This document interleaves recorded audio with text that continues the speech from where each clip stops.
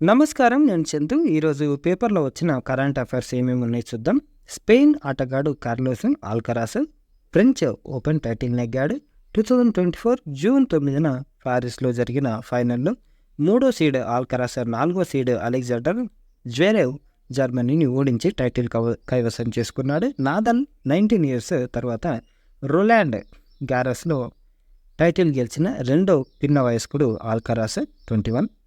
కెరీర్లో ఆల్కరాస్ సాధించిన grand slams టైటిల్లు 3. 2022లో యుఎస్ ఓపెన్, 23లో వింబుల్డన్ నెగ్గాడు. సిక్కిం క్రాంతికారి మోర్చా ఎస్కేఎం అధ్యక్షుడు ప్రేమ్ సింగ్ తమాంగ్ 56 సంవత్సరాలు వరుసగా రెండోసారి ఆ రాష్ట్ర ముఖ్యమంత్రిగా బాధ్యతలు చేపట్టారు. గ్యాంగ్టక్లోని ఫల్జోర్ స్టేడియంలో గవర్నర్ లక్ష్మణ్ ప్రసాద్ ఆచార్య 2024 జూన్ 10న ఆయనతో ప్రమాణం చేయించారు. మరో 12 మంది మంత్రులుగా ప్రమాణం చేశారు. Association of Tennis Professionals ATP 2020 June 10న ర్యాంకింగ్ ప్రకటించింది. ఈ జాబితాలో భారత టెన్నిస్ అదృశ్యని సింగిల్స్ ఆటగాడు సుమిత్ నగాల్ కెరీర్లో అత్యుత్తమంగా 77వ ర్యాంకు సాధించాడు. అతని ఖాతాలో 713 ఏటీపీ పాయింట్లు ఉన్నాయి. గతంలో అతడు 95 ర్యాంకులో ఉన్నాడు.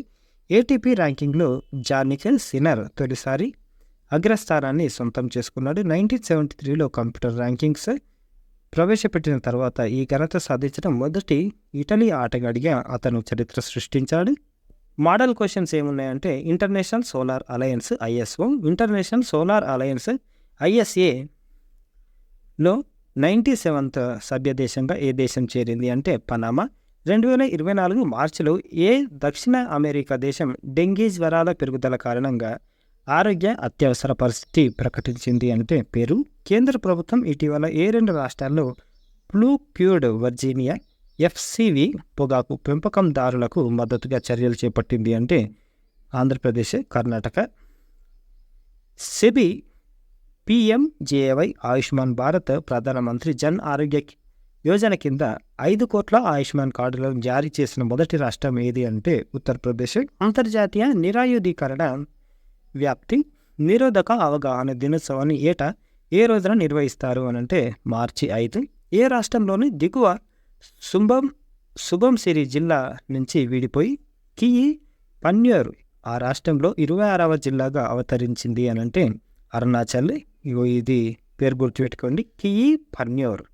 2024 సాధారణ ఎన్నికల్లో ఎన్నేళ్లు పైబడిన వృద్ధులకు కేంద్ర ఎన్నికల సంఘం పోస్టల్ బ్యాలెట్ ద్వారా హోమ్ ఓటింగ్కు అవకాశం కల్పించింది అంటే 85 సంవత్సరాలు. ఇటీవల వార్తల్లోకి వచ్చిన నైనా తీవు ద్వీపం ఏ జలసంధిలో ఉంది? పాక్ జలసంధి. అంతర్జాతీయ గణిత దినోత్సవం ఐడిఎం ఏటా ఏ రోజున నిర్వహిస్తారు? మార్చి 14. ఆర్మీ కొత్త చీఫ్గా ఉపేంద్ర ద్వివేది ఈ నెల 30న పదవి బాధ్యతలు. ప్రస్తుతం ఆర్మీ వైస్ చీఫ్గా ఉన్న lieutenant general. Indian army chief కొత్త చీఫ్గా లెఫ్టినెంట్ జనరల్ ఉపేంద్ర ద్వివేది నియమితులయ్యారు. ప్రస్తుత army chief general Manoj C Pande ఈ నెల 30న పదవి విరమణ చేయనున్నారు. దీంతో ఆయన స్థానంలో ఉపేంద్ర ద్వివేదిని కేంద్ర ప్రభుత్వం మంగళవారం నియమించింది. కొత్త ఆర్మీ చీఫ్గా ఆయన ఈ నెల 30న మధ్యాహ్నం పదవి బాధ్యతలు స్వీకరిస్తారు. ప్రస్తుతం ఆయన ఆర్మీ వైస్ చీఫ్గా ఉన్నారు. Lieutenant general Upendra Dwivedi 1964 July 1న జన్మించారు. మధ్యప్రదేశ్లోని Rewa Sainik school, national defence స్కూల్లో కాలేజీ విద్య పూర్తి చేశారు. అమెరికా ఆర్మీ వార్ కాలేజీలోనూ కూడా చదివారు. డిఫెన్స్ మేనేజ్మెంట్ స్టడీస్లో MPhil, strategic studies and military సైన్స్లో 2 మాస్టర్ డిగ్రీలు కూడా చేశారు. ఆర్మీ ఇన్ఫాంట్రీ అంటే జమ్మూ కాశ్మీర్ రైఫిల్లో 1984 డిసెంబర్ 15న చేరారు. ఆర్మీలో 40 ఏళ్ళ సుదీర్ఘ కెరీర్లో అనేక హోదాల్లో పనిచేశారు. రెజిమెంట్ కమాండ్ ఇవన్నిట్లలో ఉన్నారు ఆయన పరమ విశిష్ట సేవా పథకం, అతి విశిష్ట సేవా పథకం వంటి అవార్డులు కూడా పొందుకున్నారు. రామ్సర్ సైట్ల జాబితాలోకి మరో 2 చిత్తడి నేలలు. ప్రపంచ పర్యావరణ దినోత్సవం 2024 పురస్కరించుకొని దేశంలో మరో 2 చిత్తడి నేలలను రామ్సర్ సైట్ల జాబితాలో చేర్చారు. బీహార్లోని జయూము జిల్లాలో జజు అటవీ ప్రాంతంలో ఉన్న మానవ నిర్మిత రిజర్వాయర్లు నాగి, నక్తి పక్షుల అభయారణ్యాలు రామ్సర్ జాబితాలోకి వచ్చాయి. గుర్తుపెట్టుకోండి పేర్లు. నక్తి పక్షుల అభయారణ్యం భారత ప్రభుత్వం సమర్పించిన వివరాలు ప్రకారం నక్తి ఆనకట్ట నిర్మాణం ద్వారా నీటిపారుదల కోసం ఈ పక్షుల అభయారణ్యం అభివృద్ధి చేశారు. ఈ చిత్తడి ప్రాంతాన్ని 1984 అభయారణ్యంగా గుర్తించారు. శీతాకాలంలో 2000కు పైగా వలస పక్షులు ఇక్కడ సేద తీరుతాయి.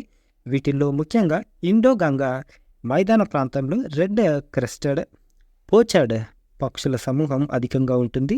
నాగి పక్షుల అభయారణ్యం. ఈ అభయారణ్యం 75 పక్షి జాతులకు, 33 చేప జాతులకు, 12 జలచర వృక్ష జాతులకు నివాసంగా ఉంది. ప్రధానంగా ఇండో గ్యాంగెస్ మైదాన ప్రాంతంలో బార్ హెడెడ్ గీస్ పక్షుల సమూహం అత్యధికంగా ఇక్కడ నివసిస్తున్నాయి. ఈ అభయారణ్యం నాగి నదికి ఆనకట్ట అవతల నిర్మించారు.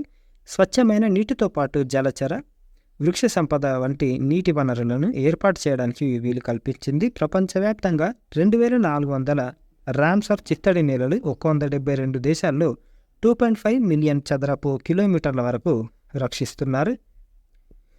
అనామిక తొలి మహిళ హెలికాప్టర్ పైలట్. అమ్మాయిలు ఆంక్షల సంఖ్యలు దాటి అన్ని రంగాల్లో సత్తా చాటుతున్నారు. ముఖ్యంగా దేశ రక్షణ వ్యవస్థలో భాగమైన త్రివిధ దళాల్లో తమదైన ముద్ర వేస్తున్నారు. ఆ మధ్య అవని చతుర్వేది ఒంటరిగా యుద్ధ విమానాన్ని నడిపిన తొలి భారతీయ మహిళగా చరిత్ర సృష్టించారు. ఏం పేరు? అవని చతుర్వేది. తాజాగా ఐఎన్ఎస్ రాజాలి హెలికాప్టర్ ట్రైనింగ్ స్కూల్లో శిక్షణ పొందిన అనామిక బి రాజింగ్ అరుదైన ఘనతను సాధించారు. తమిళనాడు అరక్కోణంలోని నౌకాదళ ఎయిర్ స్టేషన్లో జరిగిన పాసింగ్ అవుట్ పరేడ్లో సబ్ లెఫ్టినెంట్ హోదాలో ప్రతిష్టాత్మక గోల్డెన్ వింగ్స్ను అందుకున్నారు. అనంతరం భారత నౌకాదళంలో మొదటి మహిళా హెలికాప్టర్ పైలట్గా నియమితులయ్యారు. దీంతో Anamika Sea Kings, ALH Dhruvs, Chetaks, MH-60R వంటి హెలికాప్టర్లు నడపడానికి అర్హత సాధించిన మొదటి అమ్మాయి. ఈ విమానాలు anti piracy, search and rescue నిఘా కోసం వాడతారు. ఇందుకోసం ఆమె 22 వారాల కఠిన శిక్ష పూర్తి చేసుకున్నారు. ఇకపోతే వర్డ్ ఆఫ్ ద డే విషయానికి వస్తే రెబేలియస్. తెలుగు మీనింగ్ తిరుగుబాటు, వ్యతిరేకత. English meaning the term rebellious adjective ఇది refers to the quality of resisting control, authority or convention. It is often used to describe behaviour that challenges established rules or norms. Synonyms అంటే same meanings. Defiant, disobedient. Antonyms అంటే opposites. Obedient, complaint.